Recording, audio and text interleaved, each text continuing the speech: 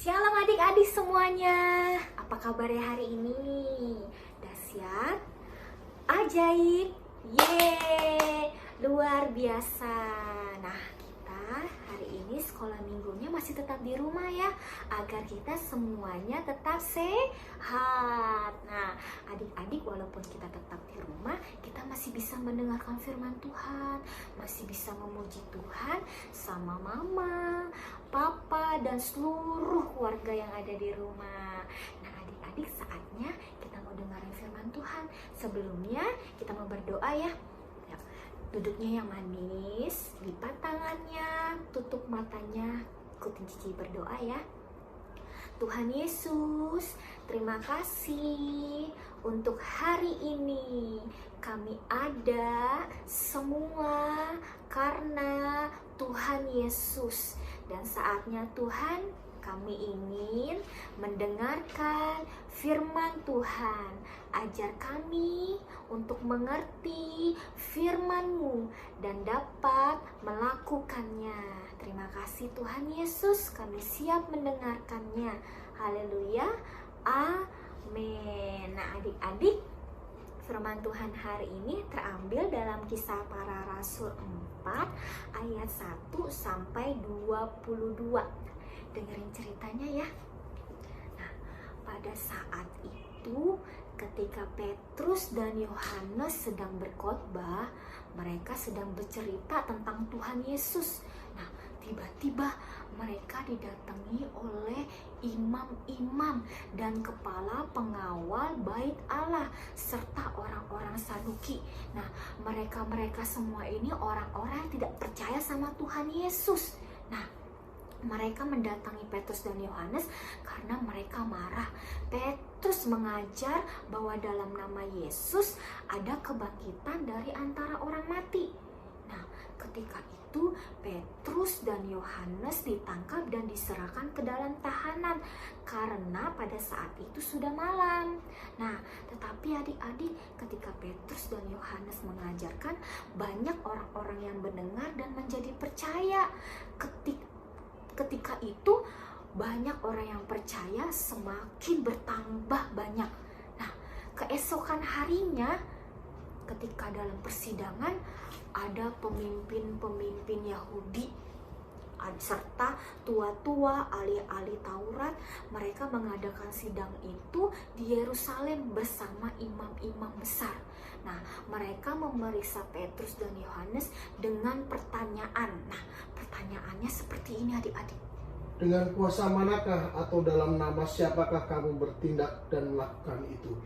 Dengan tegas Petrus dan Yohanes menjawab, dalam nama Yesus Kristus aku melakukannya. Nah, Petrus sama Yohanes berani adik-adik. Nah, di dalam sidang itu tidak ada kesalahan Petrus dan Yohanes. Nah, sehingga Petrus dan Yohanes ini diancam oleh pemimpin-pemimpin agama agar tidak boleh lagi mengajar tentang Tuhan Yesus. Nah, tapi Petrus dan Yohanes menjawab, aku hanya taat kepada Allahku saja.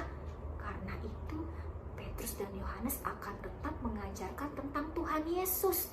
Nah, di sidang itu pun pemimpin-pemimpin agama itu tidak bisa berkata apa-apa.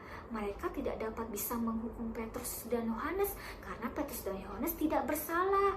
Nah, pada saat itu juga banyak orang-orang yang menerima mujizat, yang menerima kesembuhan, yang sudah percaya sama Tuhan Yesus mendatangi dan mendekati Petrus dan Yohanes.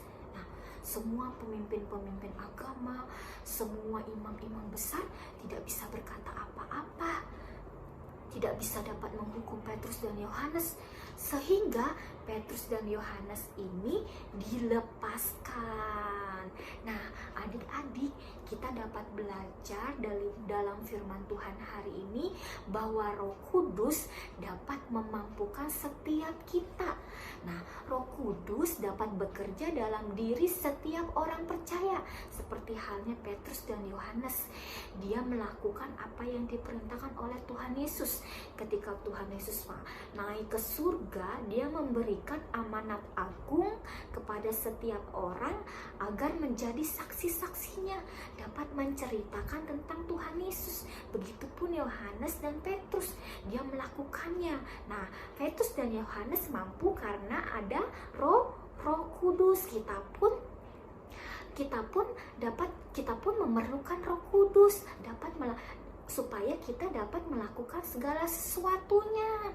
Nah, adik-adik, kita tidak dapat bisa melakukan segala sesuatu dengan kemampuan kita sendiri, dengan kekuatan kita sendiri. Kita hanya mampu jika kita mau Roh Kudus mendiami setiap hati kita.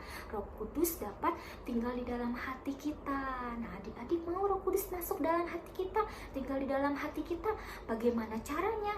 Nah, tentunya jika kita mau selalu dekat dengan Tuhan Yesus, dengan berdoa, menceritakan firman Tuhan, mendengarkan firman Tuhan, mendengarkan firman Tuhan, dan memuji nama Tuhan. Nah, begitulah firman Tuhan hari ini.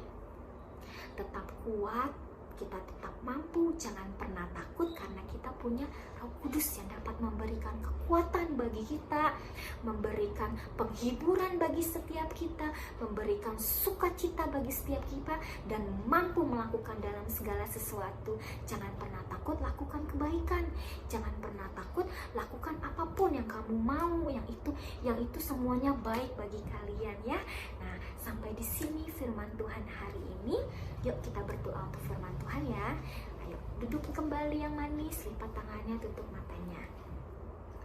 Tuhan Yesus, terima kasih untuk firman-Mu hari ini yang membuat kami mampu melakukan segala sesuatunya karena Engkau memberikan Roh Kudus bagi setiap kami.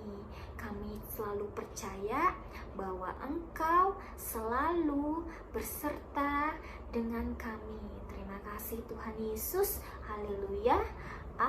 Amin. Nah, hari ini tidak ada tantangan untuk kalian semua. Cici mau kalian terus berdoa, terus mendekat kepada Tuhan, dan terus tetap sukacita, semangat, dan terus percaya bahwa Tuhan Yesus akan selalu bersama dengan kita dalam segala keadaan apapun. Tetap semangat ya adik-adik, dan sampai jumpa minggu depan. Dadah.